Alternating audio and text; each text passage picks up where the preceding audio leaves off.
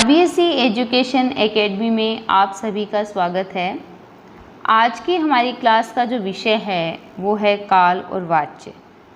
काल और वाच्य से संबंधित जो महत्वपूर्ण प्रश्न हैं आज हम उनका अध्ययन करेंगे। मैं प्रश्न बोलूँगी, आप लोग अपनी कॉपी में उनका उत्तर लिखना और फिर मिलान करना कि आपके कितने प्रश्न सही हुए हैं। क्योंकि देखो, पढ़ना एक अलग बात होती है और प्रश्न को हल करना एक अलग बात। तो अब हम शुरुआत करते हैं।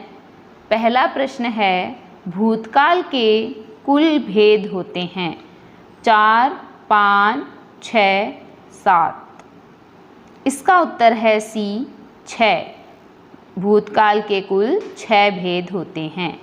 प्रश्न नंबर 2, राम अभी आया है। वाक्य में क्रिया किस काल की है?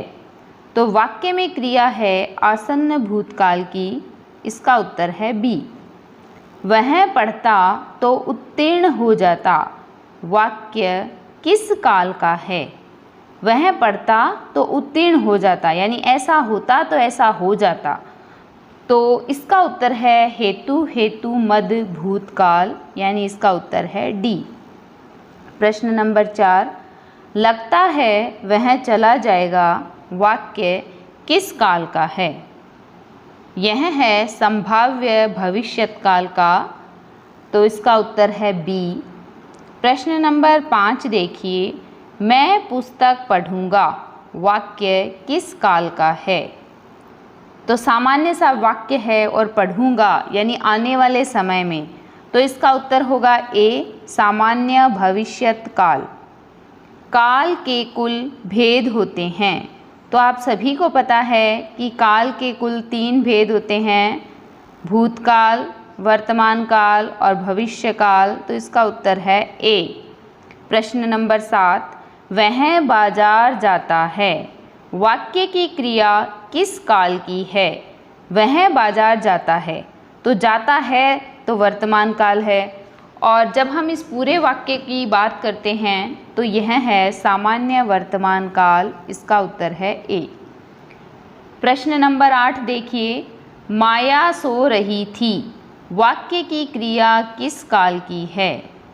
तो 8वें का उत्तर है बी, अपूर्ण भूतकाल।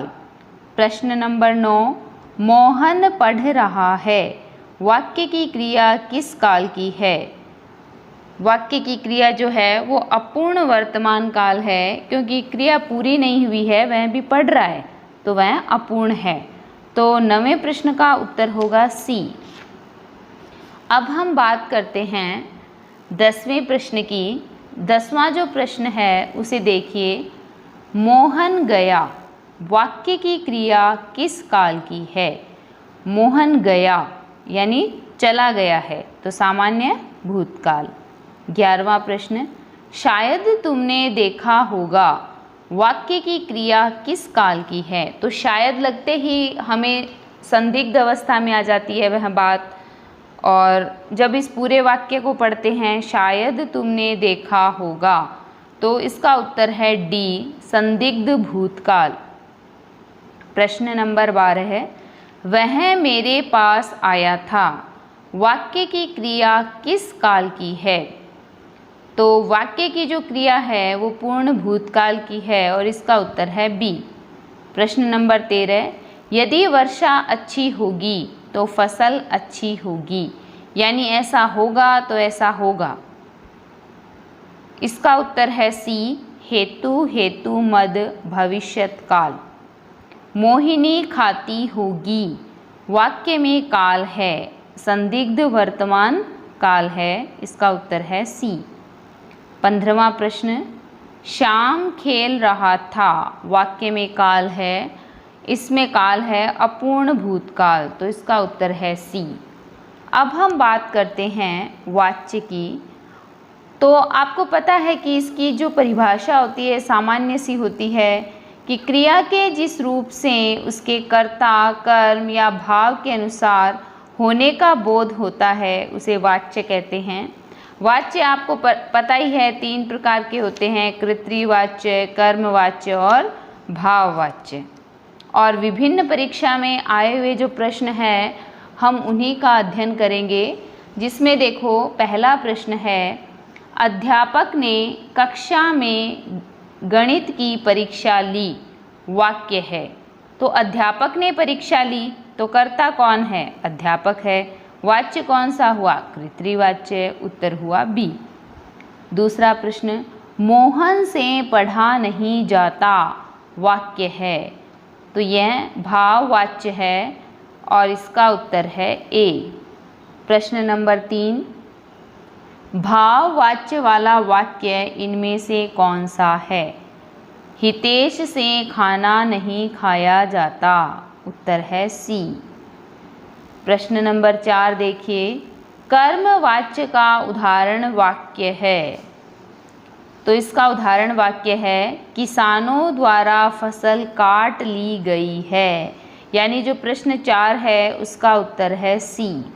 प्रश्न नंबर 5 देखिए, कर्तृवाच्य का प्रयोग नहीं हुआ है। उत्तर में है इसका बी, अखबार पढ़े जाते हैं।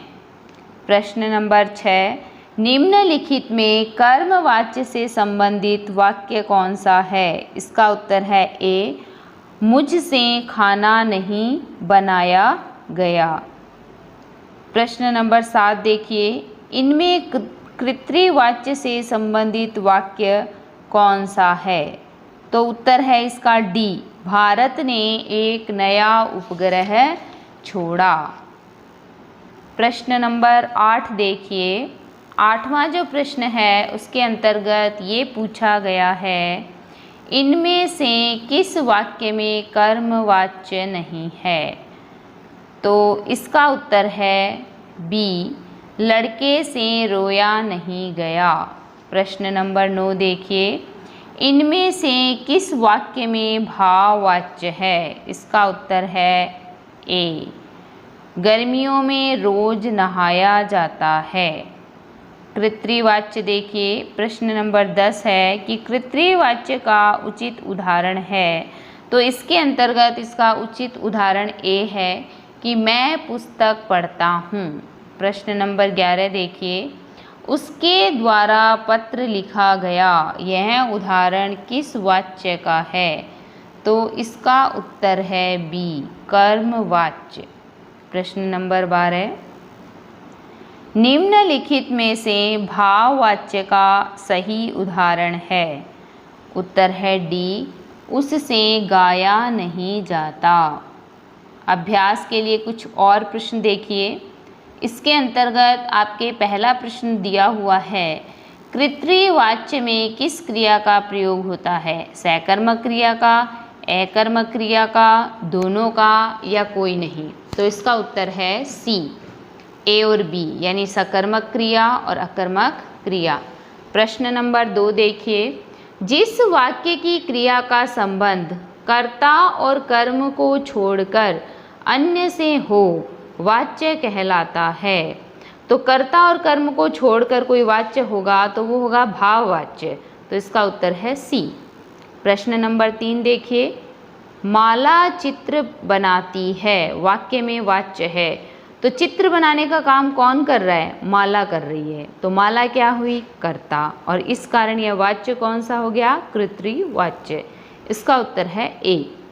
महेश से हंसा गया, वाक्य में वाच्य है। उत्तर है डी, भाव। प्रश्न नंबर 5 देखिए, 5वां जो प्रश्न है इसके अंतर्गत भाववाच्य में क्रिया सदैव रहती है, ये पूछा गया है।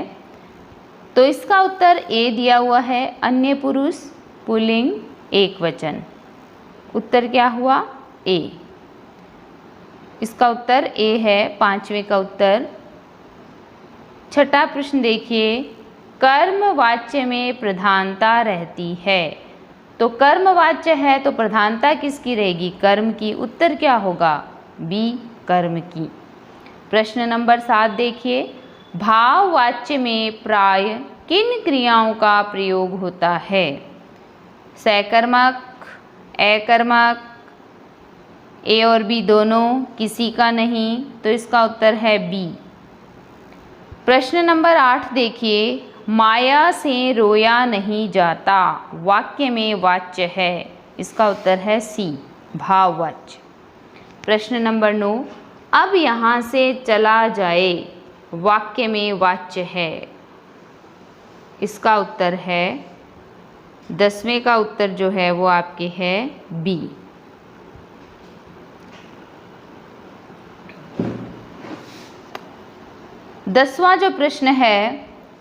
नौवां प्रश्न है, अब यहाँ से चला जाए वाक्य में वाच्य है, तो इसका उत्तर है डी, भाव।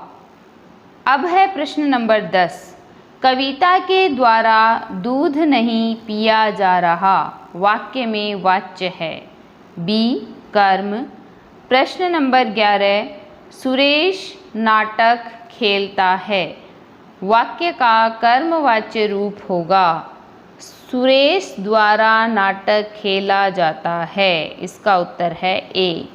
प्रश्न नंबर 12 देखिए, पक्षी रात में सोते हैं कृत्रिवाच्य का भाववाच्य रूप होगा, इसका उत्तर है सी, पक्षियों से रात में सोया जाता है। प्रश्न नंबर 13 देखिए, बच्चों के द्वारा शोर मचाया जाएगा कर्मवाच्य का कर्तृवाच्य रूप होगा, बच्चे शोर मचाएंगे, उत्तर है ए। प्रश्न नंबर 14 देखिए, पूनम ने पुस्तक पढ़ी वाक्य में वाच्य है, इसका उत्तर है ए, कर्तृवाच्य। प्रश्न नंबर 15 देखिए, माँ ने बच्चे को दूध पिलाया वाक्य में वाच्य है, इसका उत्तर है ए, कर्तृवाच्य। आज हमने जो काल और वाच्य है उनके महत्वपूर्ण प्रश्नों का अध्ययन किया है। कल हम अपने नए वीडियो के साथ आपके समक्ष फिर उपस्थित होंगे। आप मेरे चैनल को लाइक करें, शेयर करें, सब्सक्राइब करें और बेल आइकन दबाना ना भूलें। धन्यवाद।